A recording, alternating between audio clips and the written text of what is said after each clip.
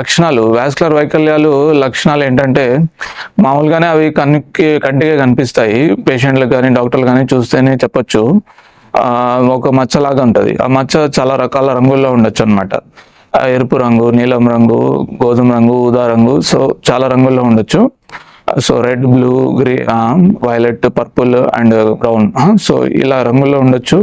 Plus అదే కాకుండా వాపులాగా కూడా కనిపించవచ్చు.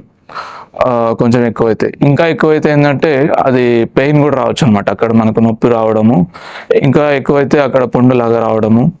సో అదే కాకుండా కాల్లో కానీ చేతిలో కానీ ఉంటే, ఆ కాళ్ళు కానీ చేతిలో కానీ కండరాలు కానీ ఇన్వాల్వ్ అయ్యాయంటే ఆ కండరాలు సరిగా పనిచేయలేకపోవడము, సరిగా నడవలేకపోవడం, లేదా ఆ చేతితో సరిగా పనిచేయలేకపోవడము, ఆ చేయి కానీ కాలు కానీ ఆకారం మారిపోవడము, ఇలా కూడా ఉండొచ్చు. అండ్ బోన్లో కానీ ఇన్వాల్వ్ అయిందంటే బోన్లో పెయిన్ రావడము నడుస్తుంటే. సో అది ఇంకా ఒకవేళ మన బ్రెయిన్లో కానీ ఇన్వాల్వ్ అయింది అనుకోండి, అంటే ఈ ఎక్కడైనా ఇన్వాల్వ్ అవ్వచ్చు అనమాట బాడీలో, శరీరంలో. సో ఒక్కొక్క చోట ఒక్కొక్క లక్షణాలు ఉంటాయి. సో మన బ్రెయిన్ ఇన్వాల్వ్ అయితే తలనొప్పి రావడము, మూర్ఛ వ్యాధిలాగా రావడము, కంటి చూపులో కానీ వెనికిడిలో కానీ లోపాల్లాగా అనిపించడము, అండ్ మజిల్ వీక్నెస్, పక్షవాతం లాగా రావడము, సో ఇలాంటి సమస్యలన్నీ రావచ్చు. సో